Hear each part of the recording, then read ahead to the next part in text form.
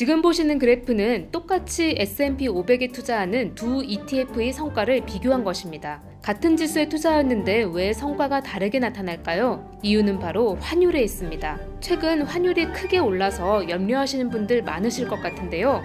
오늘은 ETF 투자할 때 고려해야 할 환율 이슈에 대해 이야기 나눠보겠습니다.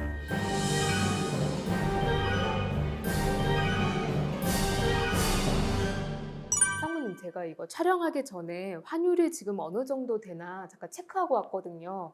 보니까 1,300원대예요.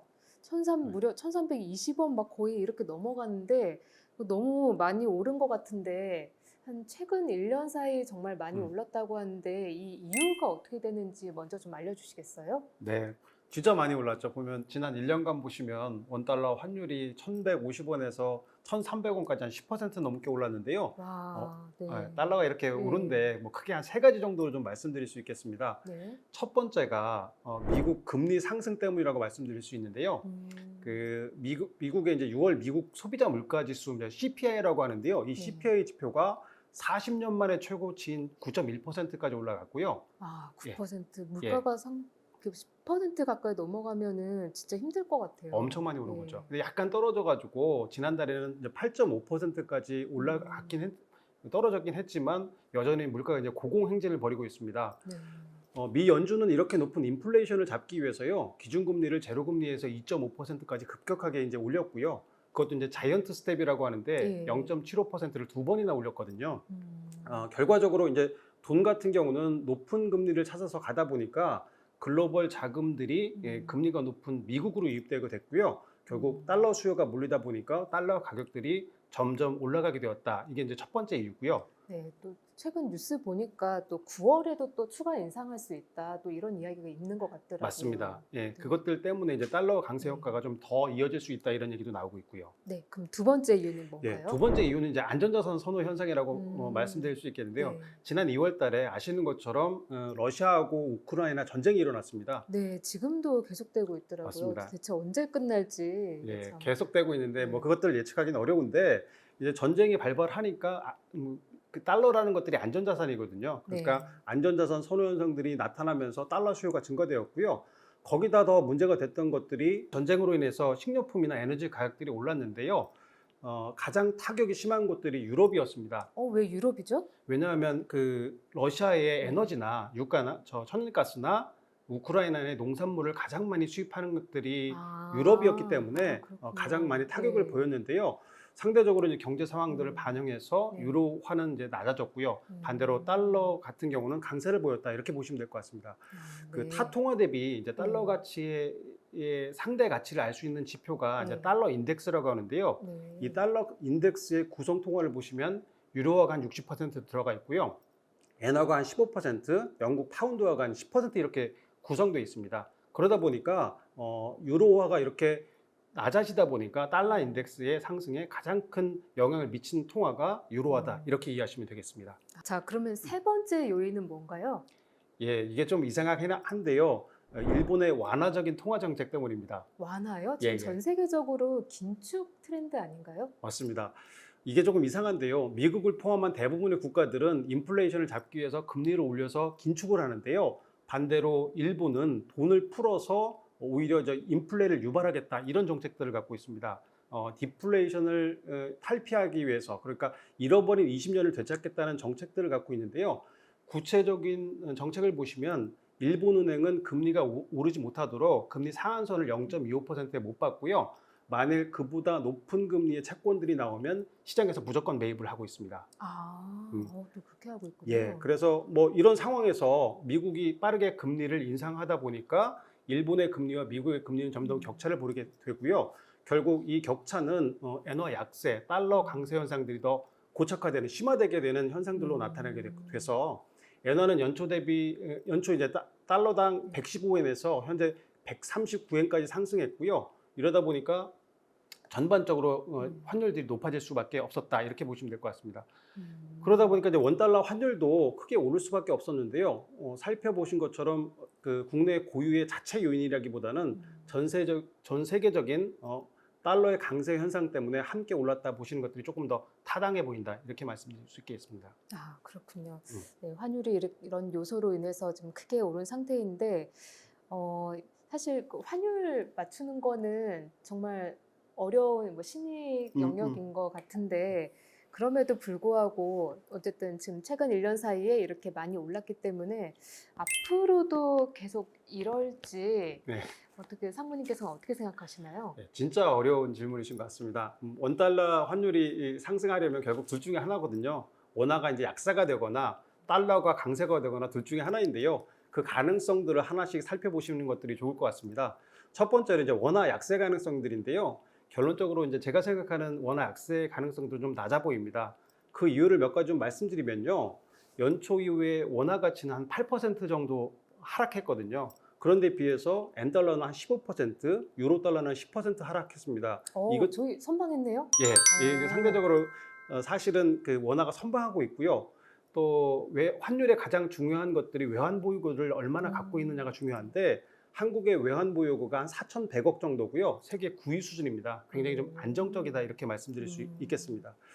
그리고 뭐 순대외금융 자산이라고 하는데요. 뭐 쉽게 말씀드리면 해외에서 빌린 돈과 받을 돈을 합쳐서 대외 부채라고 하는데 이것들이 흑자이기 때문에 상대적으로 굉장히 우량한 지금 상황들을 보이고 있고요. 하나 안타까운 점들은 이제 최근 수입 가격들이 올라가면서 몇 달간 이제 무역 수지 적자가 나고 있거든요. 네, 뉴스에 많이 나오더라고요. 네. 그런데 이 부분들은 뭐 일시적이라는 견해가 크기 때문에 뭐 한국의 경제의 펀더멘털 악화로 이어지진 않을 것이다. 그렇기 때문에 원화 약세 가능성들은 제한적이다. 이렇게 말씀드릴 수 있겠습니다. 두 번째가 달러 강세 가능성들인데요. 이것들도 연초에 비해서는 굉장히 많이 낮아졌습니다. 인플레가 이제 조금씩 완화되는 모습들을 아까 말씀드렸고요. 또 하나 이제 경기 침체 가능성들이 나타나면서 미국이 공격적으로 금리를 올리기는 좀 어렵다. 긴축의 강대가 약화될 가능성이 높다라고 생각하면서 사실은 달러 강세 가능성들도 지속되지는 좀 어렵지 않느냐 이런 얘기들이 나오고 있습니다. 결과적으로 이제 원달러 환율이 추가적으로 강하게 상승하기는 어렵다는 것들이 일반적인 예측이긴 한데요. 지난 10년간 평균 환율이 한 1,130원 수준에서 현재 1,300원 수준으로 이미 상당히 높아져 있는 상황입니다. 네. 그렇다고 해도 사실 좀 안심할 수 없는 것들이 러시아 우크라이나 전쟁들이 계속 조금 더 확전되거나 아니면 여지껏 잡으려고 노력했던 미국의 인플레이션들이 계속 심화되거나 아니면 또 뭐 경기 침체가 한꺼번에 확 와서 안전자산 선호 현상들이 일어나게 되면 달러의 강세는 또 한 번 일어날 수도 있다 이렇게 보시면 되겠습니다.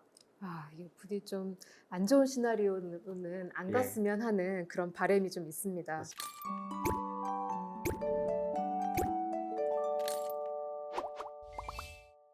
투자자 입장에서는 사실 이 환율 움직임으로부터 그 어떤 행동을 두 가지로 나눌 수 있을 것 같아요. 좀 보수적인 분들은 환율 영향을 전혀 안 받고 싶으신 분도 있으실 거고 아니면은 아예 그냥 적극적으로 나는 환율 변동에서 또 수익을 취할 수 있는 거는 또 취하고 싶다라고 생각하시는 분들도 있을 것 같은데 그러니까 금융 상품에서 그러니까 환을 아예 그냥 고정하는 방법도 있잖아요. 그걸 이제 환 헤지라고 하는데 맞습니다. 저희는 오늘 이제 ETF에 대해서 이야기를 할 거니까 ETF는 이제 이름을 보면은 환 헤지 여부를 알 수 있다면서요? 예, 맞습니다. 이거 뭐 아주 ETF에서는 간단한데요. 해외 ETF의 경우 환 헤지 여부는 펀드명, 그러니까 ETF 명칭에 반드시 이제 표기하게 포함되게 되어 있습니다. 예를 들어서 이제 기초자산이 모두 S&P 500에 투자하는 ETF라고 하더라도 펀드명 마지막에 H가 포함되어 있으면 환 헤지형 상품이고요. 이게 없다면 모두 환 오픈형 상품입니다. 따라서 이제 투자자께서 미국 S&P 500에 투자하고 달러 환율에 노출시킬 목적이라면 펀드명에 H가 없는 환 오픈형 ETF를 선택하시는 것들이 좋겠습니다. 네, 그럼 제가 이걸 물어보지 않을 수가 없는데요. 그러면은 오픈하는 것과 헤지하는 것과 둘 중에 어떤 거 해야 되나요? 예를 들어서 말씀드리는 게 좋겠습니다. 만일 그 환 오픈형 나스닥 ETF에 투자하시게 되면 나스닥 상승과 달러 강세의 수혜를 동시에 누릴 수 있습니다. 반면에 이제 달러가 약세가 된다면 당연히 환에서 손실을 볼 수도 있고요. 반면에 이제 환해지형 나스닥 ETF에 투자하시게 되면 환율은 고정이 되지 않습니까? 그러니까 나스닥 상승 하락만이 투자 성과에 반영된다. 이렇게 이해하시면 되겠습니다. 팀장님, 제가 하나 여쭤보겠습니다. 네. 투자를 하실 때, 해외 상품에 투자하실 때 환 해지형이나 환 오픈형 둘 중에 하나를 선택하신다면 어떤 것들을 선택하시는 것들이 좀 편해 보이세요? 저는 아무래도 좀 발 뻗고 잘 수 있게 예. 환 해지형이 좋지 않을까 싶은데요. 예, 예. 환해지형이 좀 편해 보이신다는 말씀이시죠? 네. 그러니까 이게 아무래도 오픈을 하게 되면은 제가 신경 써야 될 게 너무 많아서 음. 해지형이 좀 편하지 않을까. 예, 맞습니다. 그 자산의 성과를 예측하기도 어려운데 환율까지 예측하는 것들이 네. 이제 지나친 욕심처럼 느껴져서요. 얼마 전까지만 과거만 하더라도 해외 투자를 할 때는 반드시 이 환해지를 하는 것들이 이제 공식처럼 이렇게 느껴졌는데요. 최근에는 달러 보유의 장점들이 부각되면서 환 오픈하는 것들도 일종의 투자 전략이라는 인식들이 새로 자리 잡게 되었습니다. 그래서 뭐 달러 보유의 장점들을 제가 몇 가지 좀 소개시켜 드리려고 하는데요. 네. 첫 번째로 달러는 위기시마다 안전자산의 역할들을 톡톡히 하는데요. 과거를 한번 거슬러 올라가 보시면요. 금융위기 때마다 원달러 환율이 크게 상승했습니다.